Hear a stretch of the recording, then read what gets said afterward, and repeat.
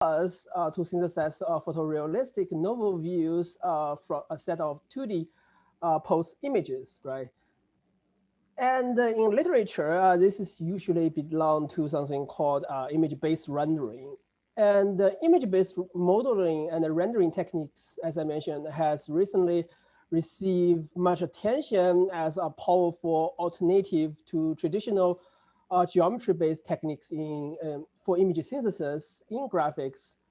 So instead of relying on geometric primitives like a collection of sample 2D images are used to render novel views. So in other words, giving a set of 2D images, what we want is to render images at a novel camera viewpoint with plausible depth ordering and appearance.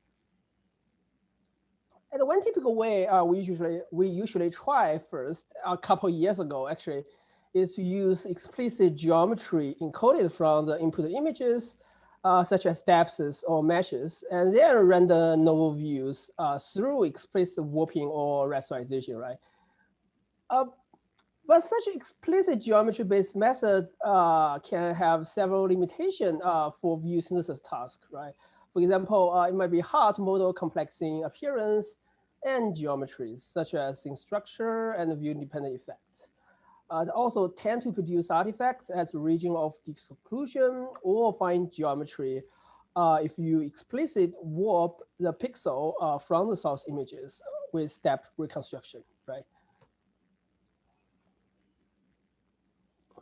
Furthermore, although we have seen a tremendous rapid progress on creating like a beautiful 3D photo just through your cell phone with step prediction module, it might be hard to imagine how we can extend it to 40Ks, meaning how can we not only synthesize novel views but not only synthesize novel view in space, but also in time. Such space-time view synthesis actually can be characterized as a function called the Plenoptic function, which was proposed by Adelson and Bergen in 1991. But you might ask, so what is the Plenoptic function? So in summaries, the Plenoptic function is a hypothetical function representing everything we could ever see and describing the light reaching an observer at any point in both space and time. In other words, you can define this function as a light passing through the camera center at every 3D location XYZ at every possible viewing angle theta phi and at any given time t. If we are able to capture the entire Plenoptic function, this actually would become a great advancement in vision and graphics, because that means we can teleport anywhere at any time, just like we have a time machine. But of course, I mean, it's completely hopeless to capture the entire Plenoptic function of our world. But still, I mean, reconstructing a tiny portion of this function is still super useful in numerous real-world applications. For example, the user can have an immersive VR experience from the Plenoptic Reconstruction. And we can also create video editing effects, such as object insertion or removal, if we can model the space-time structure of the scene. In vision and graphic communities, a lot of efforts have been made to perform the Plenoptic reconstructions. For example, you can try to capture the light field, which is 40 slides of the Plenoptic function. And in light field rendering, what most existing approach rely on is either a synchronized camera arrays or the assumption that the capture scene is completely static without any time variant geometry and appearance. And Facebook and Google in the past few years has proposed to use those large rigs or studios consisting of dozens or even hundreds of synchronized cameras in order to capture accurate appearance and geometry of objects or things. But you can see from those devices, it seems difficult to extend them to most of the videos or photos we see and take in our everyday life. Because first, it's impossible to put this camera rays in the area corner of our world, right? And more importantly, I mean, most existing image-based rendering, as mentioned, assume seeing is completely static. But in reality, we actually know our world is dynamic, right? People, cars, animals can freely move. Photos and videos can also be taken at a different season or at different times of the day. So therefore, the main question I have today is how can we reconstruct the Plenoptic function by simply using a regular camera or a cell phone in our pocket to model the space-time structure of real-world scene that allow us to synthesize photorealistic novel views in both space and time. Or in other words, can we perform the Plenoptic reconstruction in the wild? So in today's talk, I will mainly present two of my work I did last year to tackle this interesting problem. So I will first talk about our ECCV work, space-time view synthesis from unlabeled internet photo collections.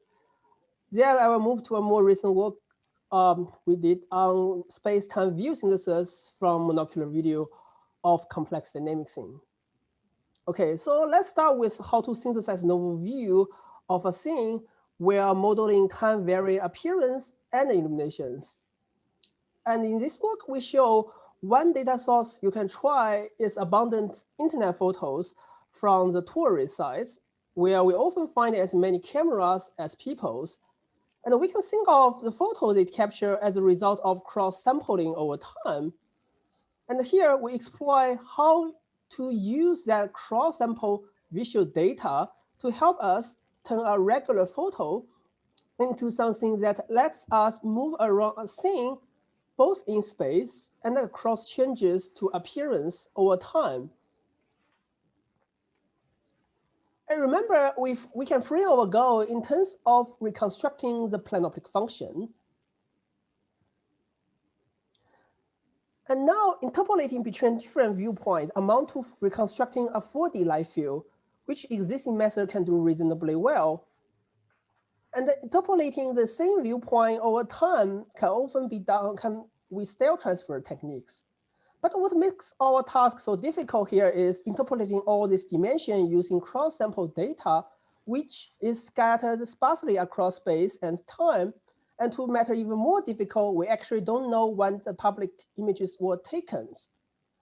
So to address these challenges, first, we introduce a new neural scene representation called deep multiplane images, or DeepMPIs, that allow us to synthesize novel views in both space and time.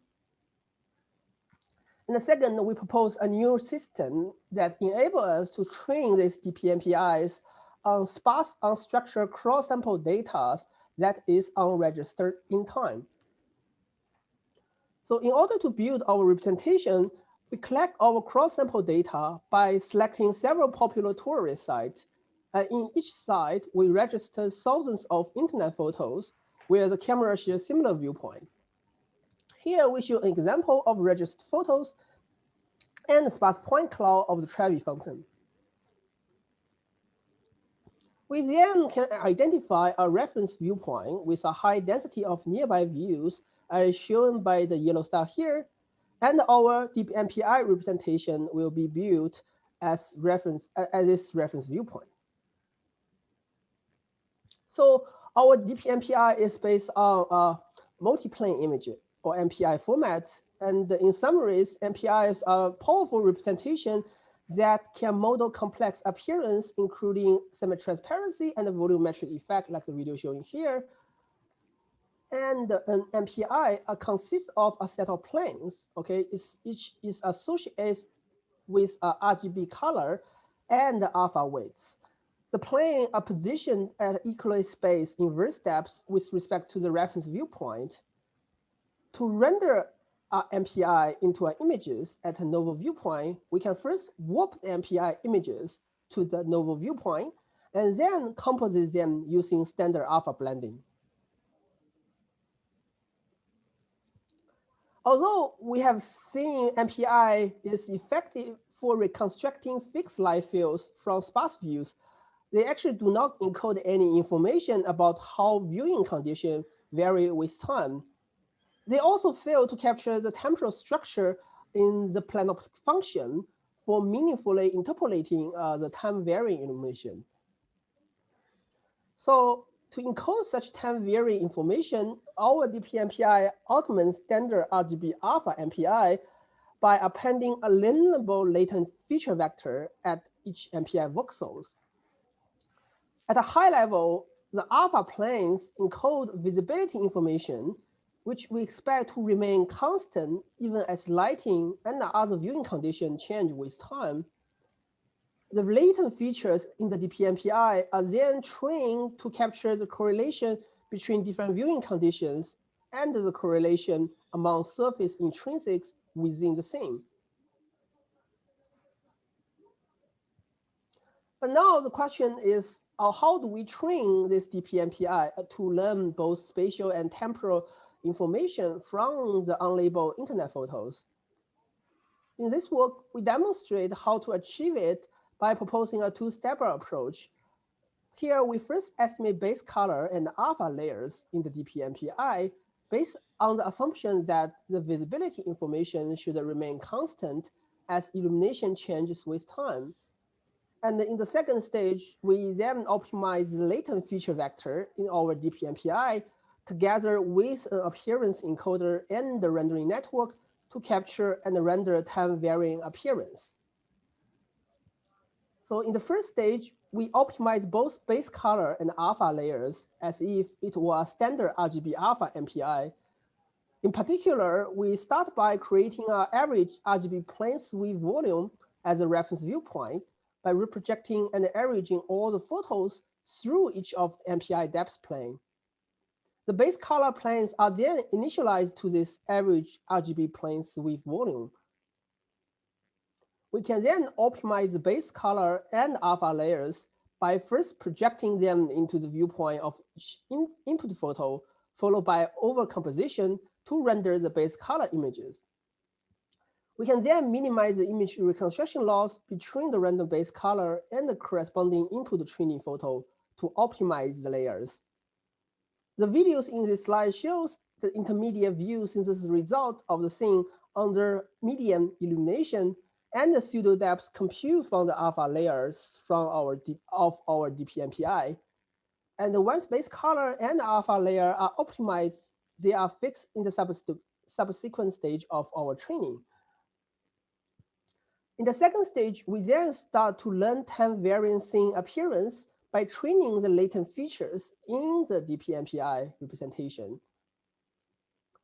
To render the target viewpoint, reference DeepMPI is first warped into the target viewpoint. Neural rendering network G then takes in each layer of DeepMPI independently and predicts the corresponding RGB color layers. The resulting RGB alpha MPI is then formed by the predict RGB color layers and the pre-computed alpha layers in the DeepMPI. The appearance of predicted RGB layers is controlled by the latent appearance feature vector through adaptive instance normalizations. To encode such appearance informations, here we use an appearance encoder E, learning to map a real exemplar images to the latent appearance feature vector Z. Specifically, we incorporate exemplar images and DeepMPI by building a deep buffer aligned with the reference viewpoint. Such aligned deep buffer allow encoder to learn complex appearance by aligning the illumination information encoded in the exemplar images with the shared scene intrinsic properties in the DeepMPI.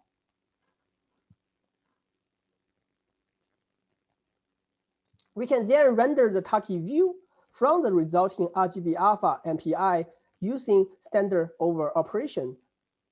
During training, we compare a render view with the original exemplar images, meaning we aim at reconstructing the photo at each target viewpoint.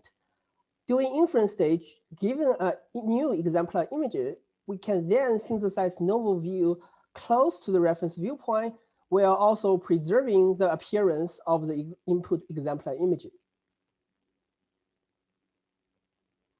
And here we show several results from our proposed representation and approach.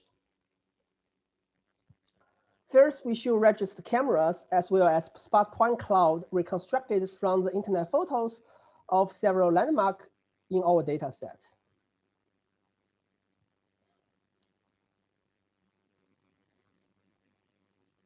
And here we show novel view synthesis result with time varying illumination from different landmarks. As you can see, our approach not only achieves real-time and temporal consistent view synthesis results, but also capture photorealistic scene appearance and illumination across variety times of the day.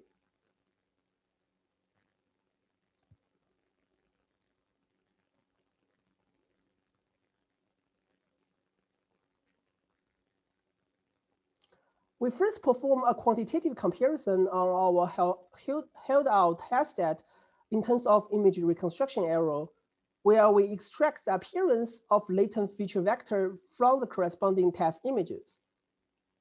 We compare our approach with prior state-of-art multimodal image synthesis method and the neural re-rendering approach.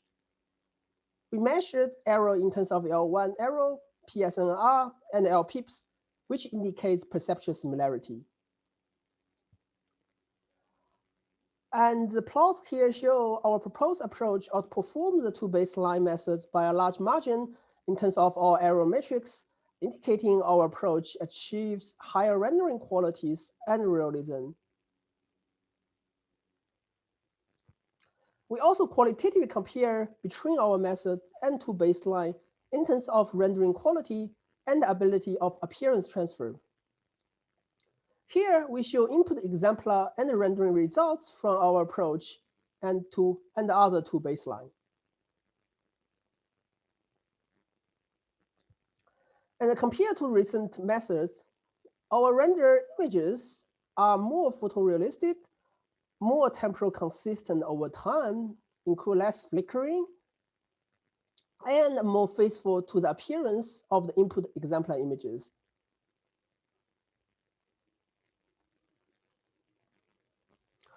We also compare our approach with state-of-art neural re-rendering method in appearance interpolation, where we linearly interpolate their latent appearance vector to produce in-between appearance.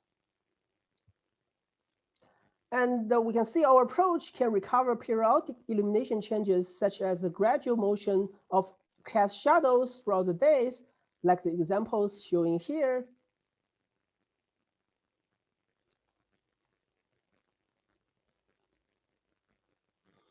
Our method can also simulate progression of surface exposed to sunlight as sun move, where prior neural re-rendering method failed to produce similar effects.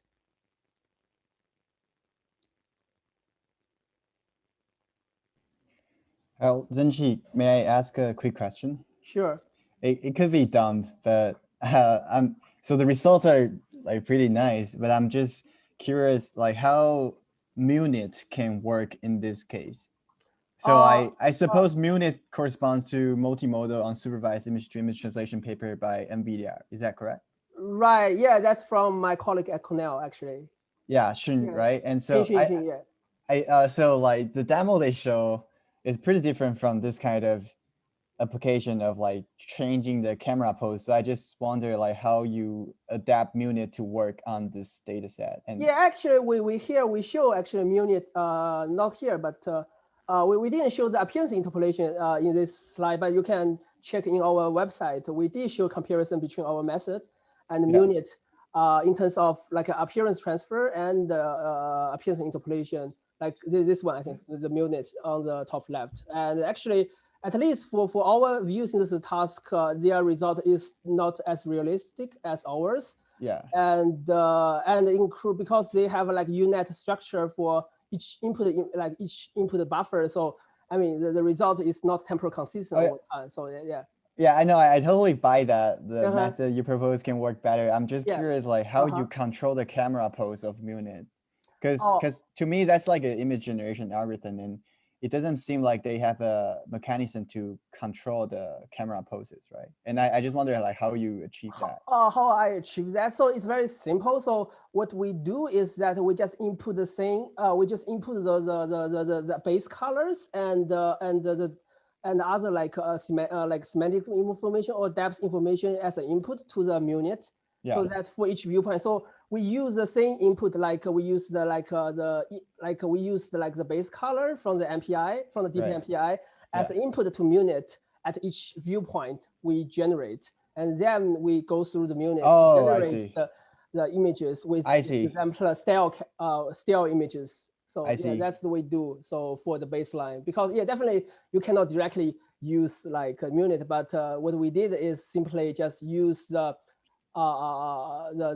albedo images or other like a buffer as an input to the unit I see. to compare with their approach. Yeah, Yeah. Now I understand. Thank you. yeah. Also, yeah. So let me. Okay, so we further demonstrate application of our method to generating animating 4D photos by simultaneously interpolating the 3D viewpoints and appearance. And you can see our result achieve convincing changes across variety times of day and lighting conditions. And one thing I would like to mention here is that a few months later, another work called Neural Radiance in the Wild, NeRF in the Wild from Google came out, which you might know, which use Neural Radiance field instead of MPI as a basis to represent the scene. The advantage of NeRF is that you can capture much larger viewpoint, like the video showing here, whereas MPIs, have a limited ability to extrapolate in 3D space. However, the disadvantage of NeRF, as you might know, is that it is much longer time to render for each frame. For example, NeRF usually takes more than a few seconds or even minutes to render a single RGB frame. But once you have an MPI representation, you can actually render the novel view in real time and even run this on your browser. Okay. So now we have ability to model appearance and illumination changes for space-time view synthesis, which is great, right? But remember, there is another important factor making the world we see change over time, right? Which is a scene dynamics. So in this case, as I mentioned before, the object, in this case, the object motion, as we know, can violate assumption of multi-view geometry constraint, making this problem highly under constraint and very challenging to be solved. So how can we perform the same Plenoptic reconstruction from those videos of dynamic scenes, right? So if you think this is too abstract, let me give you a concrete example here. So if you watched the movie The Matrix before, you might know a famous video effect called bullet time, which allow us to move the camera around the scene and simultaneously slowing down the time, right? And actually, this is equivalent to synthesize novel views in both space and time by doing Plenoptic reconstruction of a dynamic scene. However, a couple of years ago, this effect was produced by dozens of cameras in a movie studio, and it seems impossible at that time for us to imagine how to extend these technologies to our regular videos captured from our consumer cameras. But in our recent work, we are making progress towards achieving this effect solely through a single monocular cameras. In other words, our goal is to perform novel view and time synthesis from monocular videos of arbitrary dynamic scenes, as long as camera pose can be extracted, for example, using classical structural motion from the videos. And here we demonstrate what you can do using our representation from a monocular video. First, we can freeze the time and interpolate viewpoint.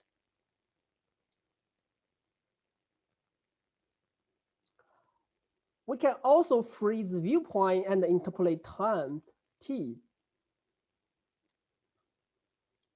Of course, we can also do the combination of the two. So how does it work? So our approach is built upon another recent successful scene representation called neural radiance field, as I briefly mentioned before.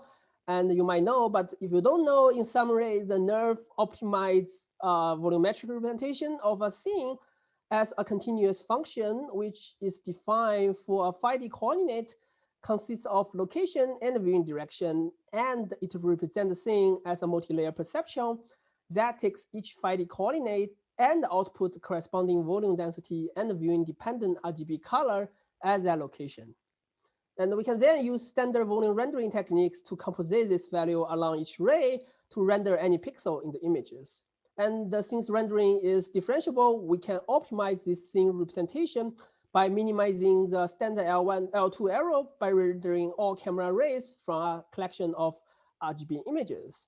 So if you consider NeRF for the case of static scene, each sample point along the ray will predict RGB and volume densities for a 3D position X and viewing direction D through a MLP. However, if you directly apply NeRF to videos of dynamic scene like the example showing here, you will see NeRF tend to treat moving object as viewing dependent effects, and it's not able to represent the scene dynamics very well. Therefore, in this work, to capture scene dynamics, we extend the static scenario by including time in the domain and explicit modeling 3D motion as dense scene flow field, specifically for giving 3D point X and time index I in the input videos. The model predicts time-dependent reflectance and densities at input time. Furthermore, the model also predicts forward and backward 3D scene flow fields from each sample locations. So if you don't know scene flow actually is a simple 3D analogies to the optic flow, where the motion is represented as a 3D translation vector, which denotes 3D offset that point to the position of 3D point X and the next time step and the previous time step. So in order to build the multi-view constraint across time for a dynamic scene, here we introduce temporal photometric consistency that encourages the scene at a reference time should be consistent with the scene at neighboring times when we consider the motions that occur due to 3D scene flow fields. To achieve this consistency, we first volume render the scene at a reference time I from the perspective of the camera at the same time index and compare with the ground truth input view. This is equivalent to rendering process of original NeRF except the additional time variable I. Second, we additionally volume render the scene at reference time I with the scene content inverse warp from the neighboring time J. In other words, for each 3D sample point along the ray at reference time step, we find its corresponding 3D location at neighboring time J using the predict scene flow fields. And we look up RGB color and densities at the neighboring time in order to render the frame at reference time step. The render images is then simply compared with the input view to minimize the reconstruction error in order to build the consistency. And one caveat I would like to point out here is that when we apply photometric consistency, there can be possible potential photometric ambiguity at disocculusion regions. This issue is similar to photometric inconsistency or ambiguity in the problem of unsupervised learning for optic flow or depth predictions, in which here example in which for a select pixel in the reference frame in the middle, the corresponding pixel in the adjacent frame can be occluded. As a result, it might has a mismatch, causing like a blur result. I mean, for depth prediction or optic flow prediction in disocculusion regions. And in all cases, this ambiguities actually occurs at motion disocclusion regions in 3D space. Okay, and here is two example showing the underlying the reason behind it. So here we want to render a pixel in the reference time here shown as green cameras, and let's suppose one pixel corresponds to the background gray color here. Okay. And if we render this view using the color and the opacities from the reference time I itself, actually we can get a correct background color, gray, okay? So we have the same color, so it's consistent. However, if we render this view using the color and the density from the neighboring time j, shown as like this like dotted line, the point dotted line, it's possible some sample location along the ray can possibly inverse warp foreground colors with a non-zero densities to render this pixel. So as a result, we actually will render a foreground color from neighboring time j for these pixels, making it inconsistent with observed or background colors.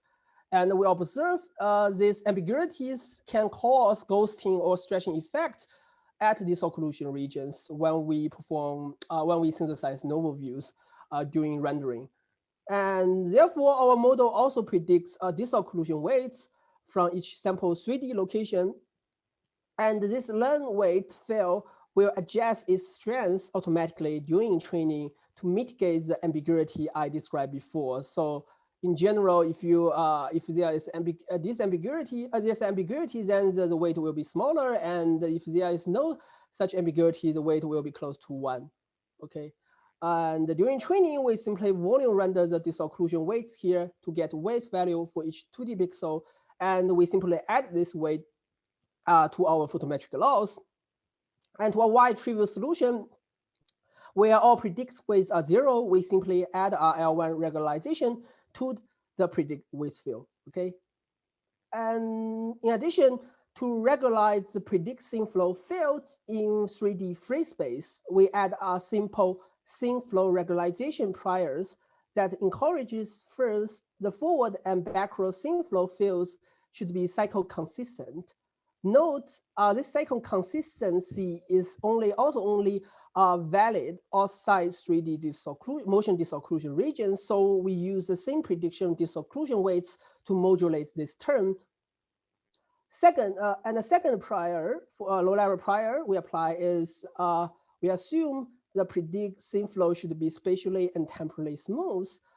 Specifically, the spatial smoothness encourage neighboring point, 3D point, should have similar scene flow along each ray, and we also apply the least kinematic prior from prior work for temporal smoothness that encourages the point trajectory should be physically likely. Physically likely. And as I mentioned earlier, reconstructing complex dynamic scene from a monocular camera can be a highly ill-posed problem. And the model trained with random initialization can occasionally converge to suboptimal minima, such as the example shown on the right, where the relative depth of the stalk at the background is completely incorrect due to bad initialization. So we introduce data-driven priors during our optimization or training to help model converge to correct minima. The first one is geometric consistency, which minimizes the reprojection error of scene flow displaced 3D point corresponding to each pixel. Equivalently, we enforce the 2D projection of render scene flow along each ray close to the corresponding 2D flow vector estimated by the optic flow network. This prior help model build accurate correspondence association between adjacent frames, especially for non-rigid components.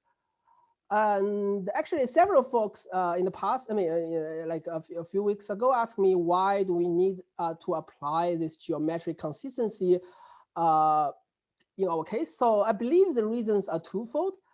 First, optic flow network learns much more accurate motion fields for like large displacement for moving objects, as well as capturing scene structure and a small moving object, which can be hard to be estimated by like classical cost to find optical flow optimization algorithm in image space. And second, unlike unsupervised optical flow or depth estimation, where we never estimate the color value of each pixel, here in our case, we are performing a joint appearance, geometry, and motion estimation, which involve more, variables. So as you can imagine, which can be a more challenging and on the extreme problems, meaning we're more likely stuck into local minimum during our optimization stage from different video inputs.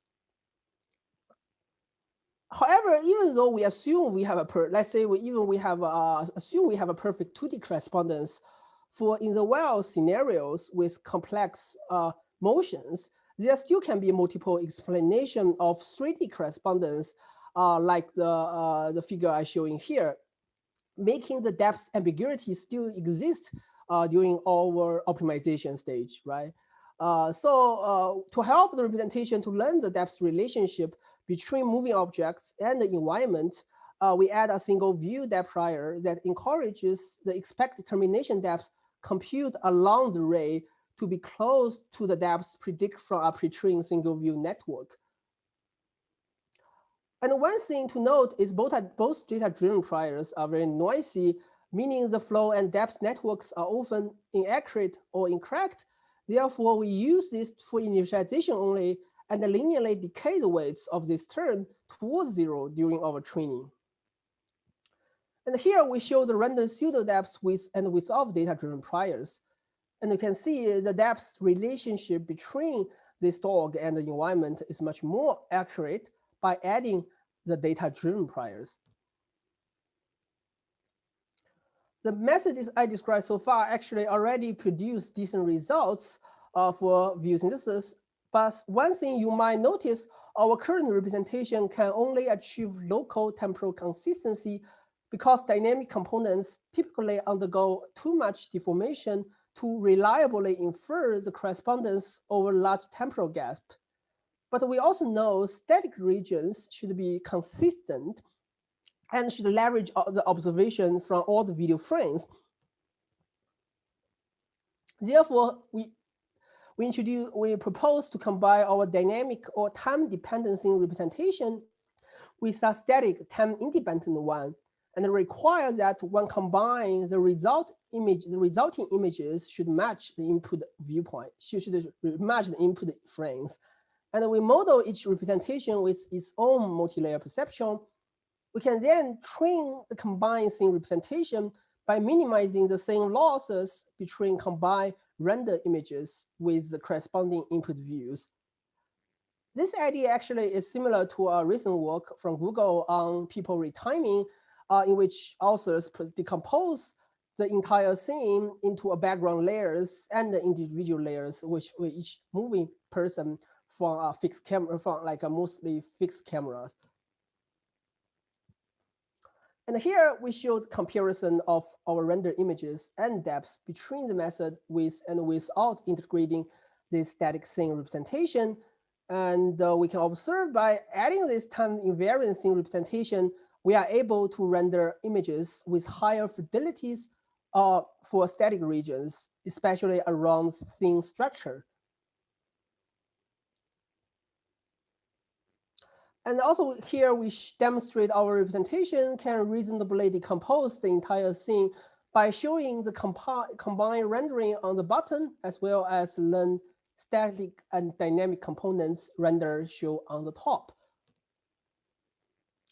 Okay, remember our final goal is to synthesize novel views in both space and time. However, we observe, although this approach produces good results at times corresponding to input views, the representation does not allow us to directly interpolate time variant geometry and motion at in-between times, leading instead to render results look like this video. And we believe the reason we are not able to, we cannot directly interpolate motion, directly interpolate times are as follows. So twofold. Compare with appearance interpolations I showed before for cross-sampling the Plenoptic function. actually whose worst case can be achieved by linear interpolation in image space, it's much harder to interpolate time-varying geometry and motions directly from MLP with limited capacities. And the second reason is that if you remember in implementation of NeRF, we apply a randomized stratified sampling along each ray to approximate the continuous signals in 3D space. But in our case, we are not able to apply such randomized sampling along time domains. As a result, we can imagine that the model actually was not trained to learn and represent the time domain in a continuous manner. And therefore, it's not able to extrapolate to different fractional time indices during rendering stage. So instead here, we render intermediate times by performing planes with 3D splatting using predict scene flow fields, specifically to render images at intermediate time I plus delta I at a specified novel viewpoint shown as a green camera here. We sweep over every ray emitted from the novel viewpoint from front to back. At each sample step along the ray, we query the RGB density and the scene flow from each sample location through our model at both times I and I plus 1. We can then displace each sample 3D point at times I and I plus 1 by its corresponding forward and backward scene flows, respectively, scaled by the intermediate time offset delta I, assuming our predict scene flow is piecewise linear. The scene flow displays 3D point at each sample step from times I and I plus 1 are then split and blended onto a RGB alpha accumulation buffer with linear blending weights proportional to the time offset delta I. The final render view can then be obtained by performing the standard volume rendering from front to back through the accumulation RGB alpha buffer. And here we show comparison between our scene flow splatting-based approach and the original baseline, where we naively interpolate time indices. And here we show additional results from our approach. We first perform a quantitative comparison on the NVIDIA dynamic scene dataset on the task of novel view synthesis. Here we show the plots of error on the test set measuring LPIPs, and our full models. You can see our full model significantly outperform prior monocular view synthesis method by more than 30% in both dynamic regions and the entire scene. We also evaluate the task of novel view and time synthesis by extracting every other frames from the video of dynamic scene dataset for training and evaluating on the held out intermediate time instance at held out camera viewpoints.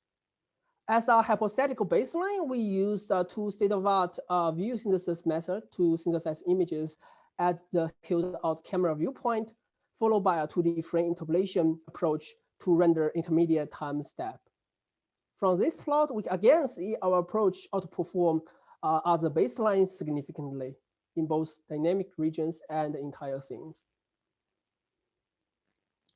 Here we show more qualitative results of space-time view synthesis on a variety of in the wild videos with complex scene dynamics.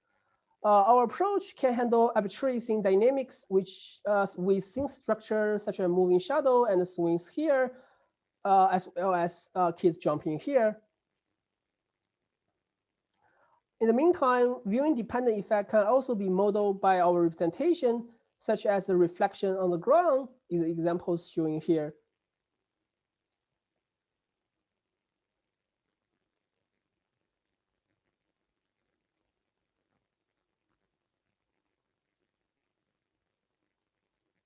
And here we show more results from different video inputs.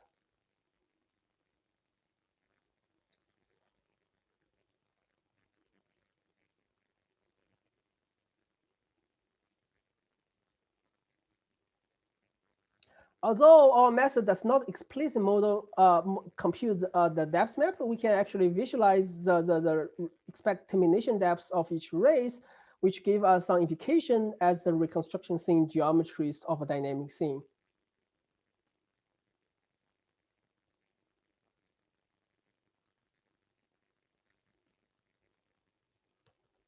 And here we also show a visualization of estimated scene flow fields in 3D, where you can see our representation not only managed to model the scene flow of moving kit, but also the moving shadow shown as red trajectory on the ground.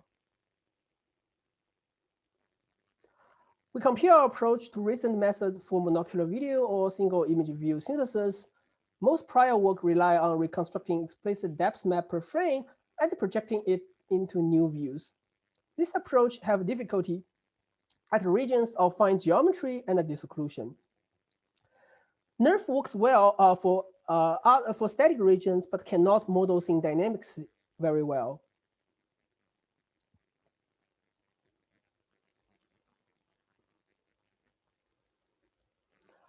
Our representation also opened new door to many video applications, such as 3D stabilization of dynamic scene, where the input shaky video is shown on the left, and the stabilized videos from our approach is shown on the right.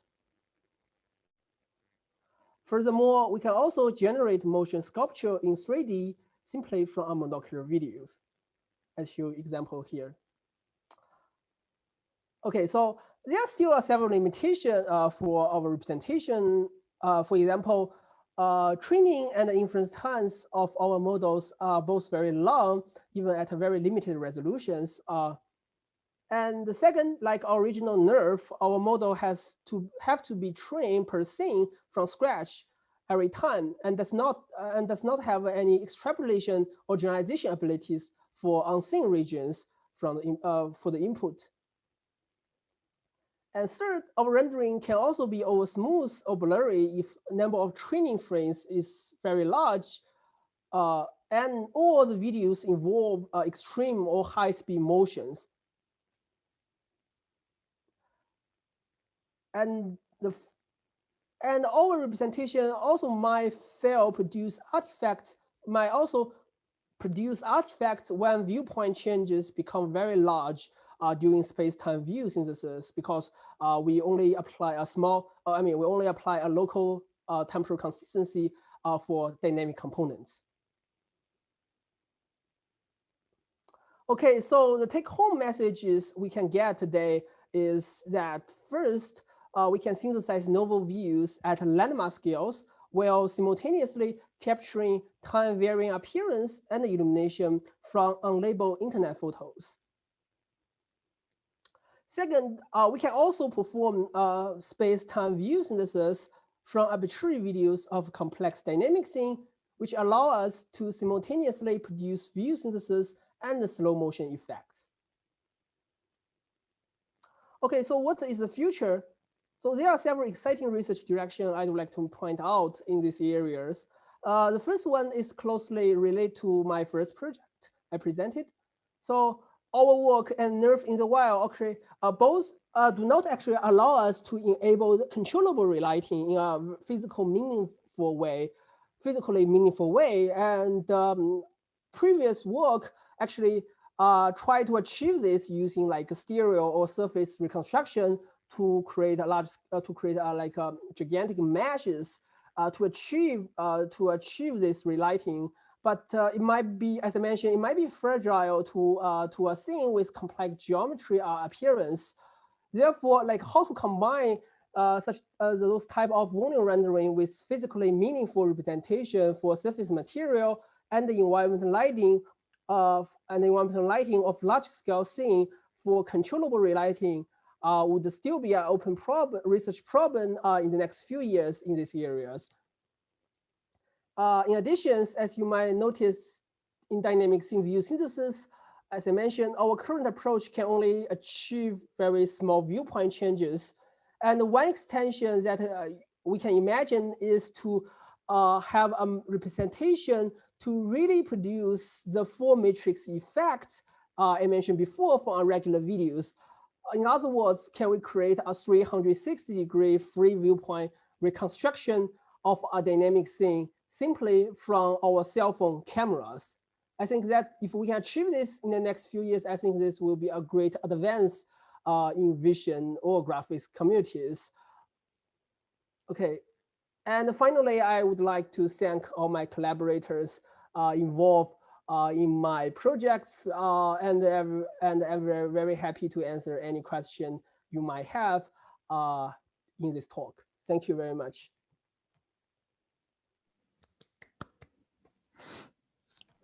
Okay, great. So thank you, Zhengqi, for the great talk. Yeah, thank you. We have some time for questions. So while people think of their questions, I can start with one. So I was curious for your monocular depth prior in neural scene flow fields, you use a trick where the NDC Z coordinate is proportional to disparity that you get from monocular depth with some unknown scale and shift. Do you still compute the depth for every input camera frame? And then in that case, how do you handle kind of like the Z coordinate when reconstructing the alternative frames? Are you asking that you mean that when we, so if you do the reconstruction in NDC coordinate, how do you compute the loss for single view depth is the question you're asking? Yeah, so are you first computing the monocular depth for every input frame in the neural scene flow?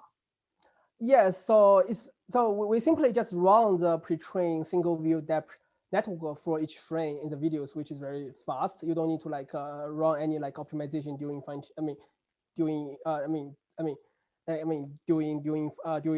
fine tuning. I mean, you just run the pre-trained network on each frame, and you get the single view depth, and then you train your render depth from the representation against this single view depth during our initialization stage.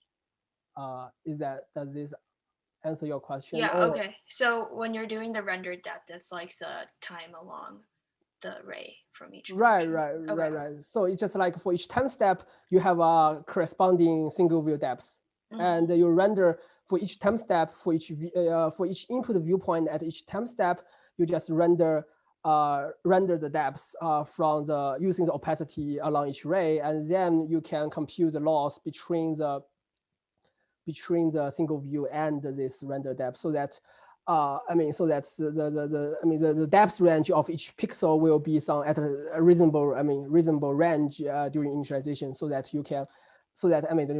the model will not stuck at a local minimum at the beginning of the training. Yeah. Yep, that makes sense. Yeah. Regarding to this, I have another quick question. So is it hard to tune a hyperparameter for, like, so for example, when you shoot the ray into the scene and if you use opacity to determine the depth, then there should be the hyperparameter for you to say, okay, when we accumulate this amount of opacity, then this is the depth, right?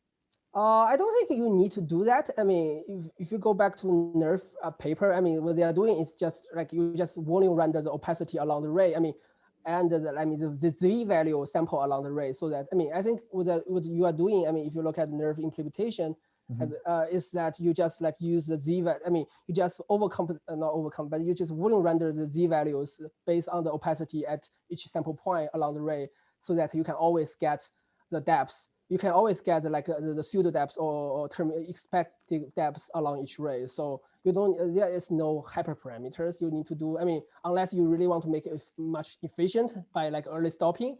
But I don't think you really need like a hyperparameter for estimated for render the depths from the from each ray. Yeah.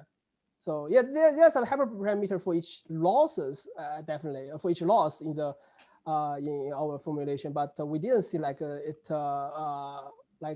very sensitive to different input variation. So yeah, so I think although, I mean, the laws we introduced, there are several laws we introduced. I mean, there are several laws, but still, I don't think the hyperparameters are very sensitive to the input. Yeah.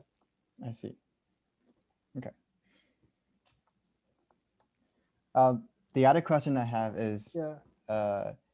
how does this method work when there are multiple objects or multiple people moving in the scene? So like most of the demos are of like single person and single object.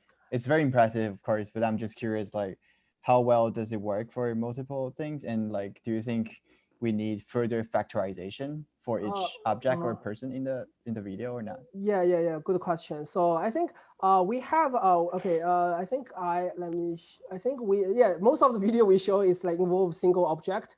But I think we do have one videos. Let me here this video, which is like acrobats, like no, it was like choreography, like videos where it involved like 1, 2, 3, 4, 5, 6, 7, 7 people in the scene. Right. So actually our method can still works very well. The only thing is that if you have a lot of peoples, from what I see is that, I mean, the network have to memory much more dynamic stuff, like, I mean, which means that the rendering quality might degrade a little bit if you have more like moving objects in the scenes.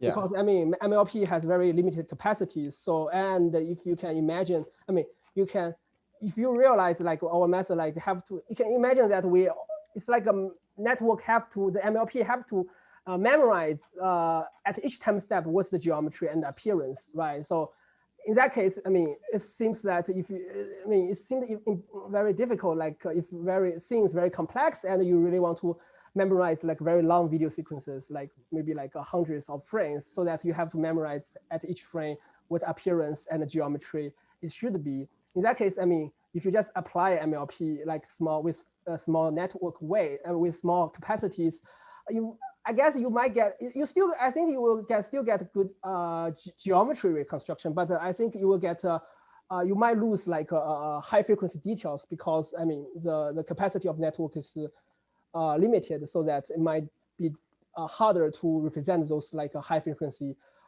effects, yeah, in the rendering. So I think that will be a future work, like how can you extend representation to like long videos with multiple objects moving in the scenes, will still keep high quality rendering. I think this still a very interesting research direction in this area, I believe. Yeah.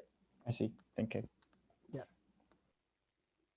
Yeah, and one limitation I also want to mention, I think maybe it's related to your work, is like we assume the camera pose are accurate. So, but I mean, even for static thing, I mean, not mention the dynamic thing. For static things, sometimes it might be difficult to estimate accurate camera poses. So still, I mean, I would say like, how can you simultaneously estimate the camera poses and the scene dynamics and the scene motion, geometry, and appearance? I would say it's still like a very interesting research question, like in this area. So yeah, definitely the problem is much difficult, because then you have to know which region is dynamic, which region is static, so that you can build correct correspondence between each frame. We're ignoring those like outlier, and then to optimize the poses. But still, it might be difficult to I mean, it might be not so easy to extend those two cases where you want to do like a simultaneous pose and appearance, geometry, motion estimation. But definitely, it's a very very interesting research direction to solve in the next few years for dynamic scene or even static scene using this. Yeah.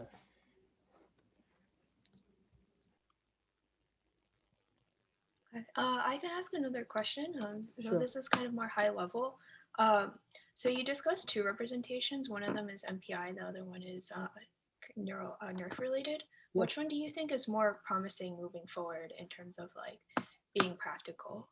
Okay, so my opinion is that if you at current stage, so if you really want to apply the method to real world application like those VR and the AR VR headset, I would say still MPI is best one. I would say best, no, one of the best tries for those like field viewpoint videos, because it really can achieve a real time rendering compared with NeRF. I mean, I haven't seen like any like real-time NeRF paper right now, but I hope next in a few years there will be. But still, until we see there will be. I mean, until we see a real-time NeRF, I mean, MPI is still a best choice for those real-time application. So if you see there are several papers from Google and other group, like they create something like extension to MPI, like called multi-sphere images, in which you have like, so that you can really have a like 6 degree of video in some immersive like a VR experience just from multiple cameras and even in real time. So, but right now still it's really difficult for NeRF to achieve this real-time performance because of like those like MLP based dense evaluation like in 3D space. This really make it not so easy to make it real time. So, but if you really want to have like a larger viewpoint changes, and you don't care about those like real time performance, maybe NeRF is a better choice right now, I would say. So yeah, the disadvantage of MPI is just like you can only have very small viewpoint changes. I mean, if the camera viewpoint, if the normal viewpoint is very distant, or is very further away from the reference viewpoint, you set the system might crash completely. But for NeRF, because I mean, you don't need this reference viewpoint. I mean, you still need reference viewpoint, but still, I mean, this representation can allow you to synthesize much larger viewpoint changes compared with MPI. Yeah, but the trade-off is just like it's much slower. Yeah, so it depends on the application. Yeah, I've heard that like some graphics people are able to convert the representation into something that you can render super fast. Yes, I think you can like, yeah, one thing you can do is like convert those like NeRF into 3D mesh or something like those like explicit representations. Then you can do rasterization in real time. That's one thing you can do. I think, yeah, I definitely know this. Like, I think it works for single object right now, but from what I heard, like it still doesn't work for real world things. So if you just perform this method in real world thing, like they show or other video we show, actually still the result is not good. So I think it's still like there's maybe some gap between object and the large scale thing, which I mean, consider larger, like I mean, much higher capacity. So how do we extend those methods to large scale thing might be an interesting problem. Yeah. So yeah, there are several papers. Yeah, I know like how to, but still like I haven't seen like anyone apply to the large scale thing. So maybe I mean in the next few years we will see like how can you render like a render NeRF in real time by applying it to by transforming into some more explicit representation like meshes or something else, right?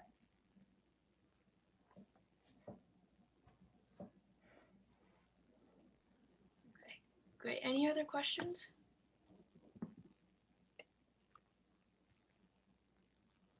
Okay, cool. So I guess we can wrap up. Thank you so much, Zhengqi, for coming. And we will release the video on YouTube if that's okay with you. Yeah. Okay, great.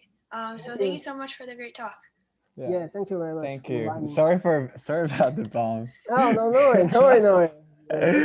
That's I heard of it. I never experienced it until today. It's kind of fun. That's hilarious. Yeah, because I think the cause is because I kind of share the link and the password of your talk on Twitter. And I never did it before.